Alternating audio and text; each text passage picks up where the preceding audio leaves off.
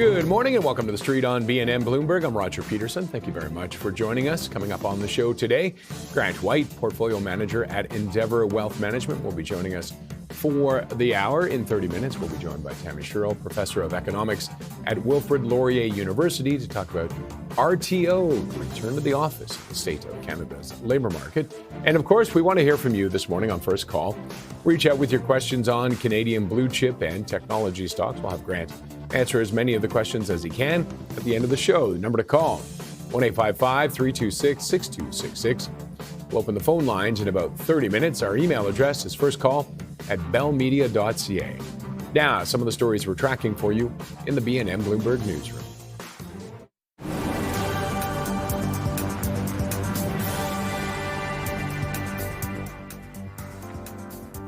Broadcom is trading lower in the pre-market after the company delivered a disappointing forecast. The company's outlook for AI semiconductor revenue was less than analysts had been predicting. In the quarter just ended, Broadcom beat on adjusted profit, and revenue was in line with estimates.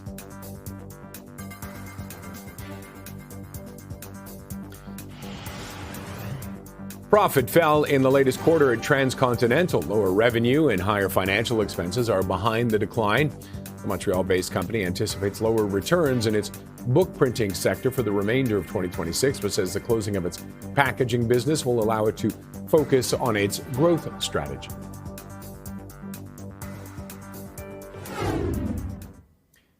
And now our top line story. The Nasdaq is trading lower today, off by 1.25 points after Broadcom shares dropped on a weaker than expected outlook for AI-related chip revenue, raising fresh questions about the rally in AI stocks and whether it's gone too far. Let's bring in our guest for the hour, Grant White, Portfolio Manager at Endeavor Wealth Management. Grant, thanks as always for joining us. Always appreciate you coming in. Always my pleasure, Roger. Okay, we say off, but it's been on a run. Yeah. Even just the last 9 days, up until yesterday, it had been on a great run, and then the last 2 months as well. Yeah, no, this has been a huge run. I think we all need to take a little bit of a breath here. I get where the concerns are coming from. You know, we see a slight miss in earnings, and then all of a sudden everything's going crazy out there. I think that we need to give this run a little bit more of the benefit of the doubt, because we are seeing real results coming in for a lot of companies, and so a little blip in the radar is not that. In my mind, it's nothing to worry about too much. The markets could take a dip, and that would be probably long overdue, to be quite honest. But that would be quite healthy. Yeah, is there, a little profit taking going on right now, do you think? It's because... frankly, it could be that. It could be just a matter of, people got a little bit ahead of their skis, and so, taking a little bit off the table could be warranted. It could also be redeployment into some other areas as well, and we'll see in the coming days what that looks like. But, overall, like I said, I think this market deserves the benefit of the doubt, and I think that I'm not overly worried about what we're seeing today just out of Broadcom. Yeah, and if we're seeing a little bit of a rotation, where do you think it's going to be going? Well, I think fundamentals is really, really important right now. And so I actually, I've come on here before and talked about, the broader story of AI and what that actually means. And I think you could see it going to just more core holdings. We've talked about Canadian Tire or Couche-Tard or other companies in the past. And these are more core holding type of ideas. I think people, like I said, got a little bit ahead of their skis, maybe a little bit too risk on in terms of the AI trade. And so I could see that pulling back into some more core holdings, especially right now. Well, it's been a fun run. It's been fun to watch. Not so fun to watch in March, but for April and May and into June, it's for the most part. Well, yeah, absolutely. If you were in the tech stocks, it's been amazing. I'm trying to think what the tech are up probably. Can I say 20%? Low at least. Even Broadcom, I think it was up 40% year to date, right? So, to put this all into perspective, Broadcom's off a bit today, but they're up nearly 40% on the year still. And so we've had a heck of a run here, to your point, and anybody who's been invested in it has taken a real ride, which is great. And is Iran a factor on this at all right now, or is this still mostly reacting to Broadcom? It's not that it was bad. It wasn't great, but it wasn't super bad either. No, I think that there's a few different factors that are going on right now. We obviously have, people are stressed out about the war in Iran. People are stressed out about the broader geopolitical situations in the world. So I think that investors might have been looking for a bit of an excuse to take something off the table. Yeah. This earnings report from Broadcom's a bit of an excuse because frankly, people have been riding through a lot of stressful situations in the last few months. And they kept going, and it kept going, and kept going. I think this is more of just, okay, let's take something off the table. Let's maybe rotate into some safer areas, and let's just take a little bit of a beat. But I mean, I wouldn't be surprised if the market in the next few months takes a 10 to 15% pullback, and then the broader AI bull market can continue on. It will continue on. Nobody's breathe for a second. When does the Iran when does the Iran war become a factor? I mean, it nibbles on the edges. It sits on the edges. We talk about it. I mean, are we getting close? Because we're not seeing a resolution. We keep hearing there's going to be a resolution, but the oil reserves are now dipping and getting, significantly lower, and that's becoming a concern. Is it becoming a real concern now? I think it's becoming a real concern in households, and especially, here in Canada. I think it's becoming, and the United States to a certain degree. So I think where this becomes more of an issue as we see pricing starting to impact, households and how much they're spending. I mean, in Canada, we're in a technical recession here, and so you want to get out of a recession when people start spending. Unless you're the prime minister, he didn't say it. Yeah. Didn't use the word. He said we're not in a technical recession. Well, he didn't say that, but he hasn't used the word. But whether you go by the definition or not, the reality is, what are people feeling? Because that's perception, is that reality, and I think people are feeling like a recession is on, and I don't think it's going to last long. I think we're in a good spot and heading in the right direction. But I do think where it becomes a problem as it relates to the Iran war is when we start feeling it in the pocketbooks at home, and I think we're starting to see that in the numbers right now. And I just saw, I was looking at one of the bank reports just came out today, talking about the economy. Yeah. And it's rough right now, but not as bad as people I think are concerned about. I agree. It looks like it's going to improve. My apologies. I'm going to have a drink here. I've been fighting a cold. So it looks like the economy will bounce back, and we're going to see government spending helping assist that as well. I'm very optimistic about the Canadian economy. I think that there's a lot of good things going on. I think we're heading in the right direction, certainly. I think we had to get through a little bit of pain here to get to where we're going. But I'm very optimistic about what's going on here in Canada. And in fact, I think we are so well positioned for the way the world is going in the future. So I do think we will be grateful for all of these different types of events that are going on, all the stress we're getting from our friends from the South. I think we will be grateful for that in time, and the right decisions are being made to get us there. But it is going to take some time, so Canadians are going to have to be a bit patient. All right, we can take a break on that note there, but we'll take a look at the markets before the bell coming up.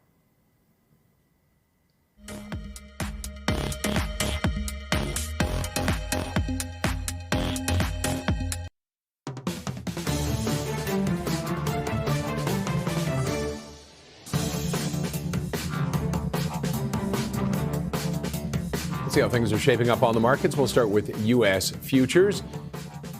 And you can see the markets reacting right now to Broadcom and the NASDAQ taking a hit right now. It's bounced back a little bit since we last showed that, but still off by almost 1.2.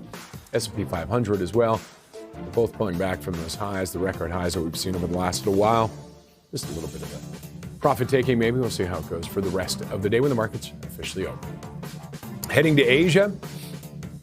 And similar situation, pullbacks there, concerns over AI, tech, things like that. The Nikkei off by 1.36, Hang Seng down by 0.7, the same for the CSI 300. And to Europe, a little bit of a mixed bag there. FTSE's off by 0.33. The CAC 40, though, the CAC 40 is up by 1.1%, and the DAX is up by 0.57.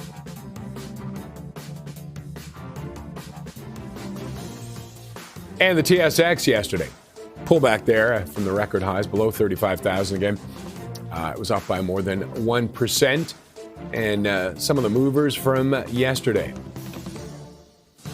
Advantage Energy was up by nearly 5%. GFL as well, up by 3.25%. Going the other way, Aya Gold and Silver down by 8.2%. And Lithium Americas down by 8.7%, roughly.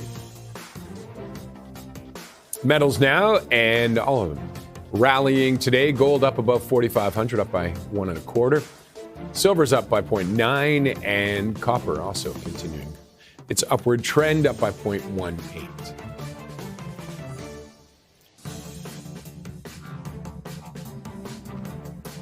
And Western Canadian Select yesterday was up 3% to 79, just over 79 a barrel. And for today, let's see what WTI is doing. It is off today, so some optimism maybe on the Middle East. It's been a roller coaster, down by 4% at 90 at 221.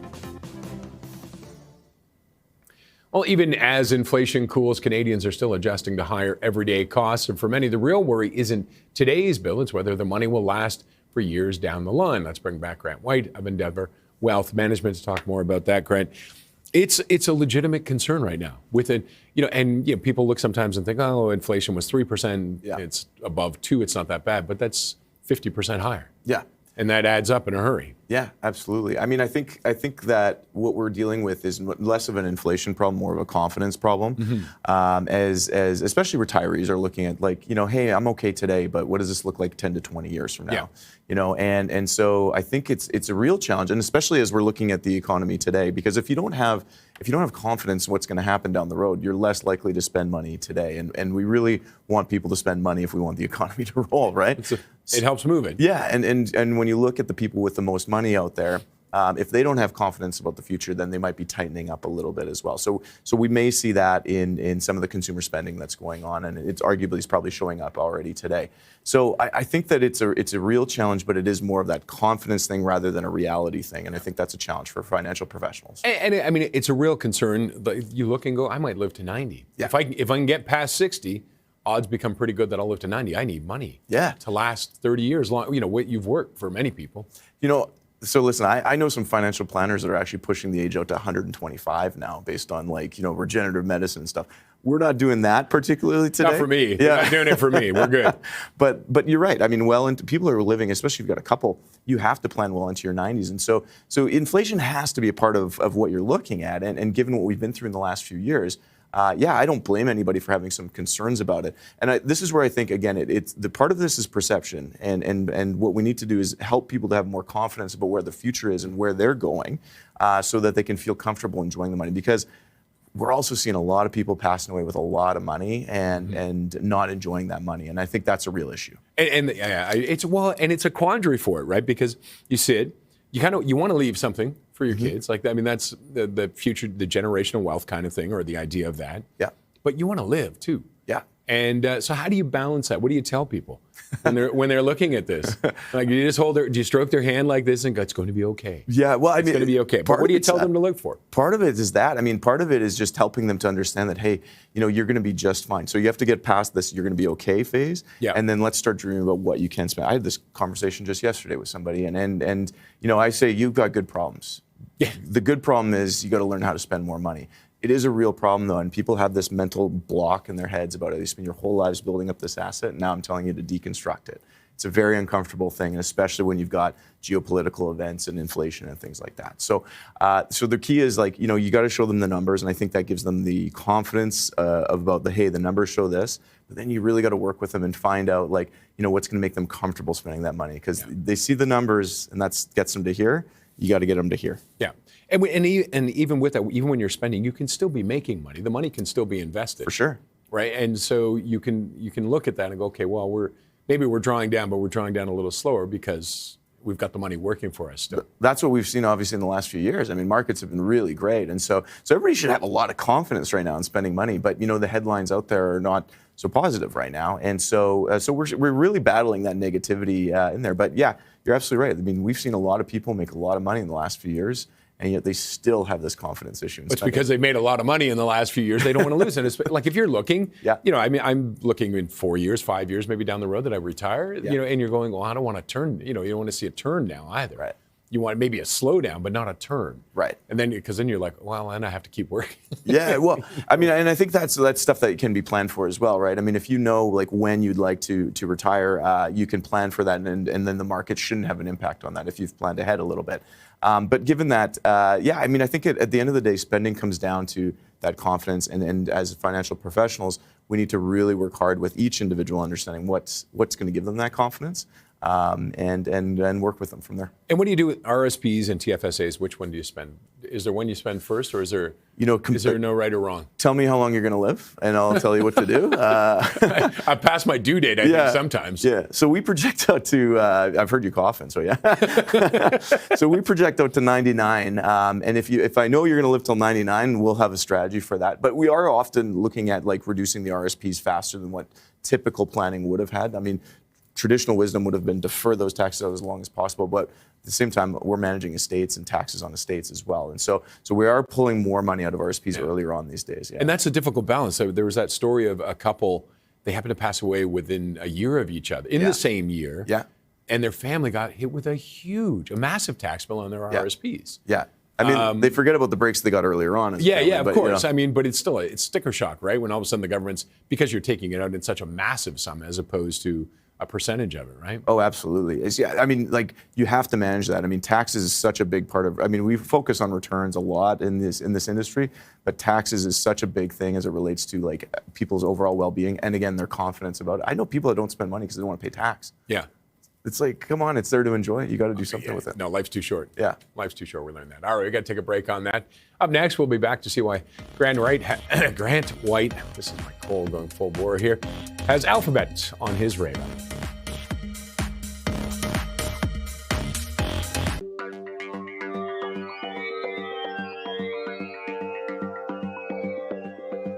Time to see what's on the radar for Grant White of Endeavor Wealth Management. Alphabet is showing up. That's the first one we're going to talk about. What's got you there? You know, Alphabet is such a great company, as a lot of people know, and I think what I really love about this in this point in time is that there is a little bit of price weakness, and that's a relative thing as it comes to Alphabet. I think you can get Alphabet at a pretty good price right now as compared to where they've historically traded, especially on a price earnings basis, and you can go into multiple factors there. But you know, I think if you're looking at AI, the AI trade in particular, I really like a company that has multiple revenue lines going on, and certainly Alphabet is one of those companies. They're basically at the forefront of all of this technological innovation that's going on. I mean, not only on the AI side, but you've got self-driving cars, you've got cloud business, you've got search still. You've got so many good things going on with this company. So anytime you can get weakness on such a great company, I think it's worth the buy. So on top of that, I mean, if you look at their buyback, I mean, they don't pay much of a dividend. It's about 0.5% or so. But you get some buyback yield on them. And so just holding Amazon, you're getting about 3.5% to 4%. Which is pretty nice in a company like them, and they're still growing at 20+% per year. So and it's shown it can adapt too, right? It's a search engine. Yeah. And then all of a sudden you look and it's like, boom. One of the most innovative companies ever to have existed, frankly. I mean, I kind of look at them as a modern day Berkshire Hathaway a little bit because they've got so many different good things going on. It's a nice conglomerate of that. So I would argue it's a pretty safe way to play the AI evolution that's going on here because they're going to participate in it. But they've also got, stakes in SpaceX, for example, as SpaceX is about to go public. I think they still own in about 8% of that company. So they've got a really nice portfolio of businesses there. Any worry it's spread too thin? No. I think they are so well managed. I mean, again, some of the top managers in the world are working at Alphabet. So I'm not worried about them being too thin. I mean, the only thing I might have a bit of concern about, they are spending a pile of money on AI. And the question can be around what's the ROI going to be on that $190 billion or whatever they're committing to spending right now. But overall, I think if you think AI is going to be a thing, and I do, I think they're going to be just fine in that. It really does feel like AI is starting to build into the fabric now, doesn't it? Yeah. Of society. Like it's becoming something that's just there now. When we stop talking about it, then we'll know we're really there. Yeah. Because it literally is part of every single business right now to a certain degree. And I think that the companies that are embracing it more are going to do very, very well. And Google and Alphabet are going to be very happy to sell their services to you. So. All right. Canadian company Alimentation Couche-Tard. Fun to say. Yeah.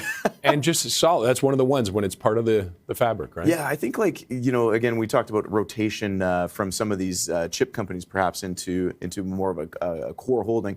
Couche-Tard's one of those companies that is quite a bit of a core holding that you could feel comfortable with. I mean, it's one of those companies you can own for decades and probably do very well on it. They've gone through a lot in the last few years. I mean, the 7 & I pitch to try to take over 7-Elevens and so on.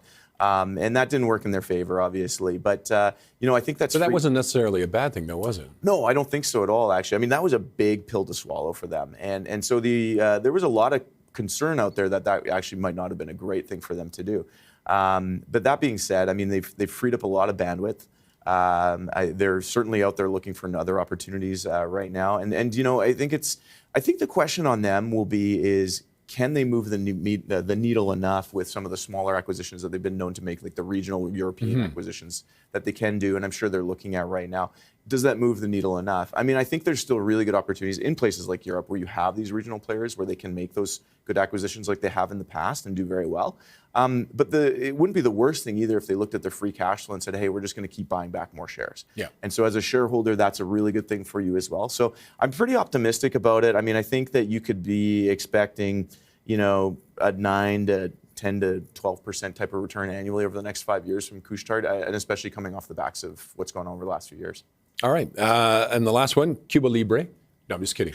I was hoping it was Cuba Libre. Mercado Libre. Mercado Libre. This is a company we've held for quite some time, a number of years now. And, I think actually, so a lot of people characterize this as the South American Amazon. I think that's a bit of a stretch because they don't have the cloud computing business and the AI business like Azure.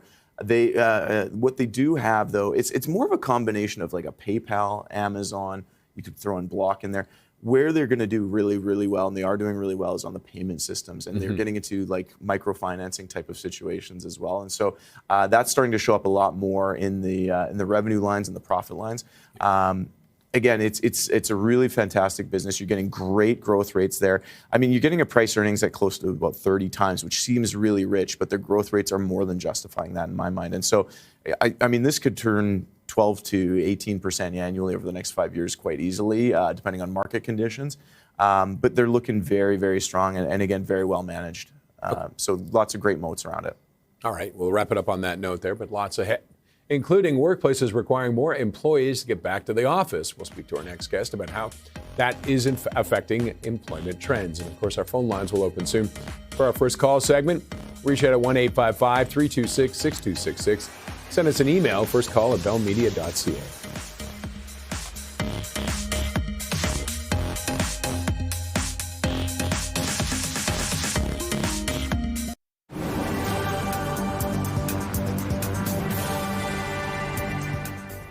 Broadcom is trading lower in the pre-market.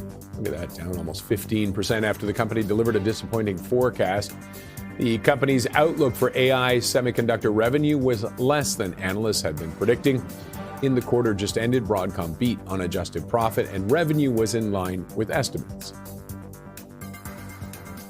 TransAlta is buying 2 gas-fired power plants in Colorado. The $1 billion purchase from Blackstone strengthens the Calgary-based company's foothold in the western U.S. TransAlta says the deal will immediately add to free cash flow. Profit fell in the latest quarter at Transcontinental. Lower revenue and higher financial expenses are behind the decline. The Montreal-based company anticipates lower returns in its book printing sector for the remainder of 2026, but says the closing of its packaging business will allow it to focus on its growth strategy. With workplaces requiring more employees back in the office, we're taking a look at the impact on employees ahead of the latest employment data. Here to discuss that and more is Tammy Sherrill, professor of economics at Wilfrid Laurier University. Tammy, thank you very much for joining us. Good morning. Where are we in the great return to work? Are most companies now, is everybody back in the office? So this is actually really hard to measure. It turns out Statistics Canada hasn't published a consistent series on this since last May of 2025. And so when I'm looking for those numbers, I'm trying to patch together a few different things. We've seen mandates from the federal government trying to bring people back into the office. There's some logistics there that are having some challenges. Some provinces are pushing for people to be back in 5 days a week, but some others are giving that flexibility and letting people stay home, say 2 or 3 days a week. So there's sort of a mixed bag of what's going on in the public sector and similarly in the private sector. More innovative, younger firms, they're embracing the work from home, where some of the larger, older institutions, they're trying to rein people in. From the data that we have, it looks like we're staying steady with people having at least some work from home provisions. Maybe it's 2 days a week, 1 day a week, maybe entirely of the week, where roughly 20% of men and 25% of women have been working from home. And that seems pretty steady since about 2023. Yeah, Tammy, I'm curious, and you bring up the statistics, which are it seems like a bit wishy-washy right now. I'm curious on whether or not you think companies are actually measuring productivity and the evidence behind bringing people back, or is this just, are they counting butts and seats at this point, or is there any evidence that's justifying what they're doing? So from the evidence that we've seen, there's a bit of a mixed bag here, right? We've got the anecdotes where, people own these big office buildings. Provincial governments have these big office buildings. They're like, nobody's in them. We need to fill them. It's like, well, that's not really a good reason to fill the building with those particular workers. Maybe you could find a better way to use it. This isn't necessarily going to be a productivity gain. For a lot of these younger firms, they're embracing the work from home and making sure that they can use it to increase their productivity. They're doing well there. For some people and some firms, there's real productivity gains to coming into the office, at least part of the week, so that you have that chance to network. And for young people, they get that chance to gain some mentoring, get those chats that, get work going and that on-the-job training. So the evidence here is a bit mixed. It's kind of it depends on who you are and how well you really plan out your workforce. There are productivity gains there to be had, both for workers in their own lives and also for the firms, but it's certainly not for everyone. And so it does sound really difficult to find the right balance for it. The one thing I heard was with the mentoring, people just aren't learning as much because there's no one to talk to. In that you go to grab a coffee or you go to grab something, that's when you have those conversations where you pick things up. What kind of an impact is this having on the employees, that they're coming back in? They've gotten used to certain things. Now all of a sudden they're being told they got to be back in 3, 4, even 5 days a week. That they've adjusted their life. What kind of an impact is this having for them? So again, I think this is it depends kind of thing, right? There's a lot of differences across the market. If you're a young person who's, making your way into the office, you might have had to change where you're living and change your plans quite a bit. If you're a young family, parents, they were the ones who really appreciated those work from home options, that flexibility it gave to be able to manage kids drop off, pick up, the sick days, the soccer practices, and everything that comes with it, right? Rather than spending a couple hours a day on the highway, they could do these things with their families. And so that's going to be the big adjustment that I think most families are trying to make right now. It's going to eliminate a lot of opportunities for some families where, adding in that commute every day just isn't a good option. They're going to be looking for other options. So I think some people, especially, if you're looking at some of your best employees who really enjoyed those work from home flexible options, they're going to be looking for those options with somebody else. And there are plenty of employers still offering it. So I think that in the long run, there's going to be some adjustments made in the market here. We've talked a lot. I've talked a lot about people being social animals and really craving more community, and especially in this post-pandemic world. And one of the traditional places people found that community was in the workplace. So do you have any concerns about if companies are staying at more of a work from home type of a situation that there's social isolation that's going to continue on and the impacts of what that might be, not just in the next few years, but down the road 5 to 10 years from now and even further? Well, on one hand, I think my impression is that there are some employers who have embraced that flexibility and work from home and just are very intentional in bringing together their employees, whether that's online or in person. When they plan an in-person day, it's very intentional to make sure that everybody sees each other. There's other employers who just have people showing up in the office and people sit alone in their office all day. This isn't working out well for anyone. And so, again, there's that mixed bag. But outside the office, maybe you have better opportunities now for that social contact that isn't just your work. And so perhaps, Canadians can embrace their identity as something other than workers in an office and develop those networks elsewhere. And now you mentioned people having options to look elsewhere for jobs with unemployment at 6.9%. How many options are there? Or is it easy for people to move with the situation, or with that unemployment rate where it's at, it's not as easy. People are kind of stuck where they are to a degree. It's certainly not as easy right now as it would have been a couple of years ago. I mean, the unemployment rate's been hovering between 6.4 and 7.1% for the past 2 years. So 6.9% is kind of normal for the past couple of years. A lot more opportunity for moving around in, say, 2021, 2022, because everybody was doing it. So there was lots of job openings and places to look for. Right now, I think with everything that's going on in the world, you're talking about some of our recession indicators that are out there right now. people are holding on, right? They know that it's difficult to find a job if they were to quit today and start looking for something. So they're going to be holding on to what they have. But there's many industries where there's still, upwards of half to 2/3 of workers having these options, and your best workers are going to be able to find those, especially the more experienced ones. If you're young and just starting out in the world, that's a big risk to take right now, to quit a job and try to look for something else. They're not finding the same types of opportunities. All right, Tam, we have to wrap it up there, but thank you very much for joining us. Thank you. Tammy Sherrill is professor of economics at Wilfrid Laurier University. Still ahead, today's market drivers with Bloomberg's Divya Balji. And, of course, our phone lines are open. Grant White taking your questions on Canadian blue chip and technology stocks. Call us at 1-855-326-6266.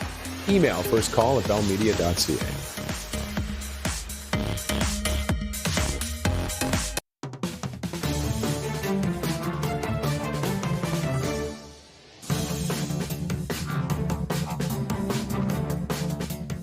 All right, time to take a look at some of the early market movers. And for that, we bring in Bloomberg's Divya Balji, managing editor for breaking news in the Americas. Divya, good to see you as always.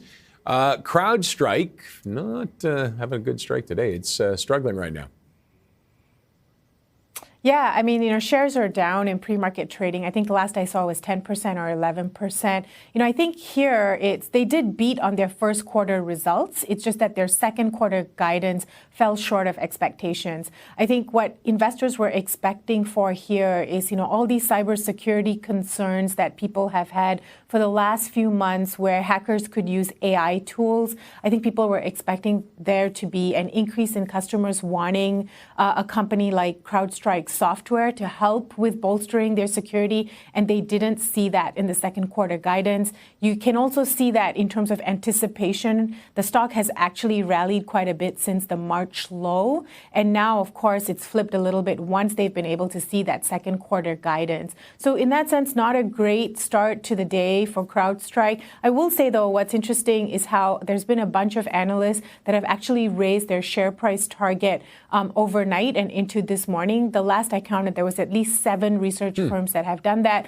A lot of them seem to still think that, this concern around cybersecurity is going to continue to come through for the rest of the year, and it's possible that things pick up for CrowdStrike at this point. That and the fact that the stock's already down quite a bit today is another reason why they've hiked up their share price target too. All right, and I'm going to ask it this way. What's the latest on the IPO? I don't even think, do we need to say SpaceX anymore? Everybody just knows.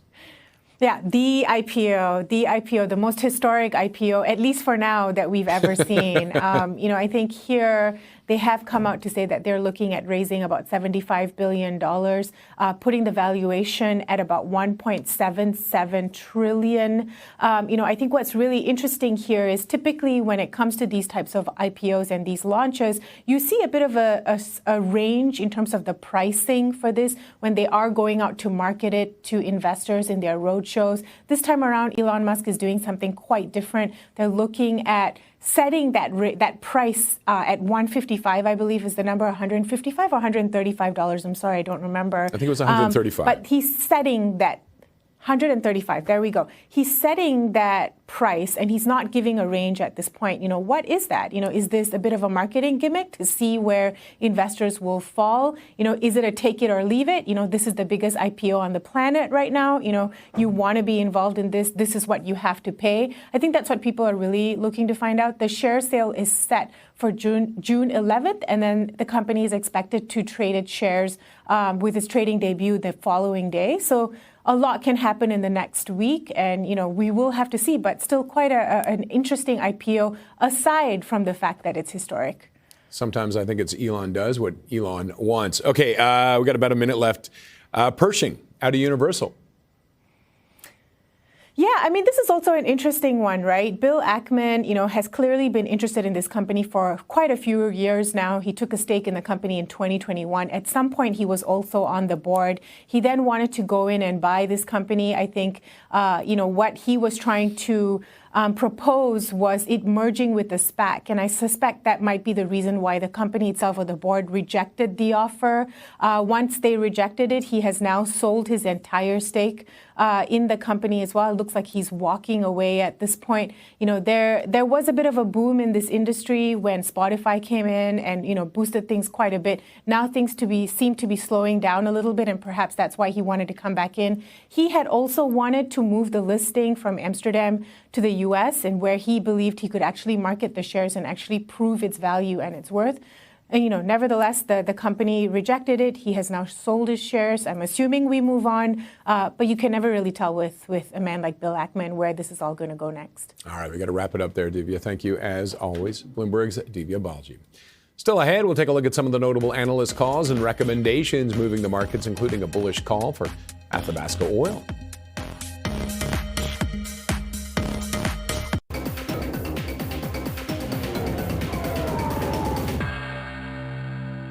Time to take a look at some of the notable analyst calls and recommendations. Athabasca Oil has been rated new buy at Jefferies, a price target of $14, viewing the company's commitment to returning 100% of its thermal oil free cash flow as a major tailwind for the share price. This bullish outlook is driven by aggressive share buybacks, reducing the share count, improved heavy oil margins from the TMX pipeline expansion, and funded production growth. Jefferies upgrading Strathcona Resources from hold to buy, significantly raising the price target to $56 from $45. The upgrade comes as Jefferies thinks Strathcona's massive asset base and long-term growth initiatives are not being fully appreciated by the street, creating a strong tailwind for the stock. All right, we were talking about it a little earlier. Advisors saying one of the biggest mistakes retirees make isn't spending too much, it's not spending enough. That's a nice problem to have. Let's bring back Grant White of Endeavor Wealth Management. Grant, there's a lot going on in this day and age, isn't it, for people, especially people approaching that retirement age, beyond on what to do with their money, how to do their money, how to spend their money, and the people around them. Yeah, I think there's a real challenge out there. Is people are naturally really bad at setting goals and planning out their dreams and knowing what they want. I mean, we were joking earlier, it's like more people should buy a boat. I mean, it's there's a lot of different schools. Been there, done that. Yeah. It's a great investment. And good for you, yeah. They call it a hole in the wall that you throw $100 bills into. But, people are just naturally really bad at it. And, I've listened to some podcasts recently where, well-known financial planners are talking about, goals-based planning versus other forms of it. And you get people to list out their goals. The only problem with that is people are really bad. I mean, if I asked you to list a goal for the future, most people can't even list one, For the future? Well, yeah. Live, first of all. I want to be alive for a while. To enjoy life, I think that's next. That's the next phase. But it's a weird balance, though, too. Yeah, because you have to have enjoyment, but you also have to have purpose too. Yeah, and so people don't really understand. We're getting philosophical here. I know people don't really understand what the possibilities are, and I think that you're right. I mean, you can't just defer it all. I mean, the financial services industry has done a really good job of make you feel guilty about spending your money. I think a little bit, and so it's really important that you can get comfortable with enjoying that money, because we're seeing just far too many big estates that they're just ending up, and money's going maybe to the kids. A lot of it's going to CRA. And so, I'd much rather see people enjoy that money and do well with it. But, it takes certain financial planning or strategies to help them to do that. And in some cases, it's an inefficient financial strategy that gets them to do it. I mean, one of the things we found more recently is giving people more access to cash helps them to spend it. I mean, go figure, right? Yeah, it's in your pocket? Yeah. It's burning a hole. Take it out of the market, have it sitting aside there, and so they can tap into it and enjoy it. Obviously, it has to be done in a bit of a responsible way. But if I give people access to their cash, lo and behold, they're going to spend it. Yeah. If we keep holding it tight into market-related assets, which the majority of your portfolio should be in, but if we keep holding all of it there, then it's that much harder to spend. And so we need to work more creatively. Kind of become Scrooge McDuck, right? Sitting on that big pile. Well, yeah, and you can't swim in it like he did. So I mean, you've got to figure out ways to enjoy that money, And I mean, whether it's buying a boat or enjoying your favorite Starbucks every day, whatever it is, that's going to add that enjoyment to your life. And financial professionals need to get more creative on helping people do it and stop hoarding it into their accounts so well. And what's the biggest thing you need to tell people? Because there is a balance. You can't just sit there and go, "Hey, go woo," and let it run and spend it all. But how do you find that it is a line to walk where you're saying you should spend this, you should enjoy it, but then you also need this amount set aside? Yeah, I mean, like I said earlier, tell me the day you're going to die, I'll tell you how much money to spend. Yeah. So we do have to have a plan. We do need to run these projections and understand what's the maximum you can spend if you want the money to last till 99 or whatever age it is. So there has to be a plan, and you have to be within a comfort level. But in saying that, there's too many people spending far too low on that list, and so we're seeing a huge gap between what's possible and what they're actually doing. What's the big question people ask, or what's the first question people ask when they hit this point where they're looking at retiring, and you're saying spend money? Yeah. Well, it's like, well, geez, I'm gonna have to figure that out. Yeah. I mean, usually it's, I don't want to stereotype, but there's usually one of the partners that's like grumbling. It's like, here we go. Yeah. Whereas the other one's getting really excited about it. But I think there's a balance even between that. If you're dealing with a couple, it's like you need to work together and collaborate. I often recommend, hey, go out for a nice dinner. I'll buy the wine for you, and go just think about how you'd like to enjoy this money, and then hopefully the ideas can flow from there. All right. There's lots to think about with it, and lots to enjoy, too, if you've done well. When we come back, Grant White will take your questions on First Call. Stick around.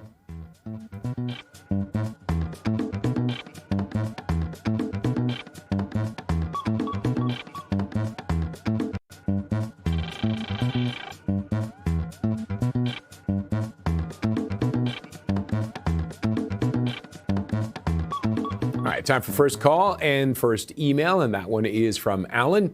Is AMD a buy now? Yeah, I mean, I think AMD is it's a really interesting company, and I think that I have it as a buy right now. I think pricing's pretty good. I mean, they're an NVIDIA competitor. They're emerging into that space, and so if you've liked NVIDIA, I think you should like AMD. NVIDIA's caught all the headlines, whereas some of these companies like AMD have not caught all those headlines, and so I think it's an easier buy today than an NVIDIA would be. And so Lisa Su is the CEO. She's got a great record of execution in semiconductors. So I think when I look at companies like this, you got really strong leadership. And if you can get a decent pricing, and obviously in this case, you're hoping that the trend is in your favor in terms of AI, but they've got multiple different things going on, whether it's more personal computers, they've got the big servers as well. So there is multiple things, multiple revenue streams going on, but I wouldn't be surprised to see a double-digit return on average over the next 5 years. And it's closing in on $1 trillion as well. Isn't everybody? I'm back pocket. That's what I have in my back pocket right now. It's at $900 billion, so it's getting there. Yeah. Okay.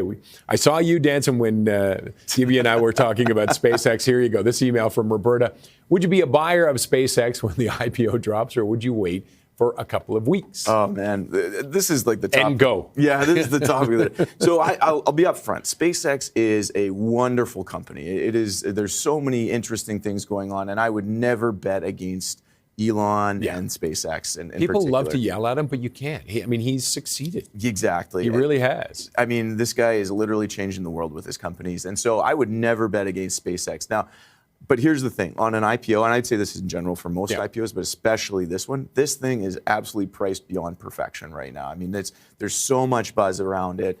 And I think, as terms of IPOs go, this is fully worth it. But as an investor coming into it, I would be not buying into this. I would wait. Because I think there's a realistic chance you could see a reasonable pullback on these shares, and you can buy them, at a further point down the road. Now, I bet that there's going to be some. I would bet there's going to be some momentum carrying this thing a little bit higher in the short term.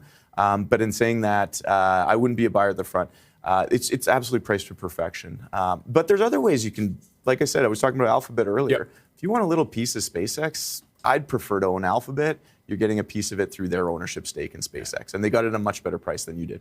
Do you think you might see a lot of people sit on the sidelines for this IPO, or is it just too irresistible? Oh, I think it's very difficult to resist this one, just because of the nature of it. There's so much hype about it. I think it's going to go well for them, but I would resist that temptation. Like I said, I think there's going to be a better point down the road to buy into it, but there's other opportunities you should look at to buy in if you want to have a little piece. And you've got, Anthropic coming up, and OpenAI. Yeah, Anthropic is, I use Anthropic products with Claude every single day. And OpenAI is also very interesting. I'd be careful. I prefer as an investor owning the AI trade through more conglomerate style. Pure plays are very difficult. We've seen Anthropic do so well over the last 12 months, and I think that's going to continue. But it's a horse race right now. I mean, they could jockey back and forth quite easily. So I'd be very careful on any IPO, to be quite honest, and especially ones where there's so much hype about them. All right, let's get another email in from Dion. What is your opinion of TMX Group at current levels for a 2 to 3 year hold? Well, so first of all, I'd never buy a stock for a 2 to 3 year hold personally. I mean, I think you have to go into owning a company thinking that you're going to own it for at least 10 years. It's obviously not always the case, but if you're not planning to own it for 10 years, then I don't think you should buy it. But that being said, I think, TMX is, again, it's a good company. It's not super interesting to me right now. But that's not to say that you couldn't do well with it. I think pricing is all right. It's just not at a level where I'm getting super excited about it right now. But, if you own it today, I wouldn't be selling it. I'd be hanging on to it. As a buy, I think there's better opportunities out there that are more interesting. What's the shortest you'll hold for? I mean, again, I go when it's time to sell. Yeah, I mean, it's more of a question of what's changed in the company, and in particular, what's changed around leadership and discipline. If there's been major shifts in leadership, or they're just not staying disciplined to what the plan was, that's a time when we look at it. But I wouldn't let a short-term, price fluctuations or market fluctuations impact that decision. All right, Grant, we're going to wrap it up there, but always a pleasure to have you on. Thank you for joining us. Thanks for having me. And that is it for us here on The Street. Thanks again to Grant White, Portfolio Manager at Endeavor Wealth Management. Lindsay's up next with The Open. Trading gets underway 30 minutes from now. Have yourself a great day.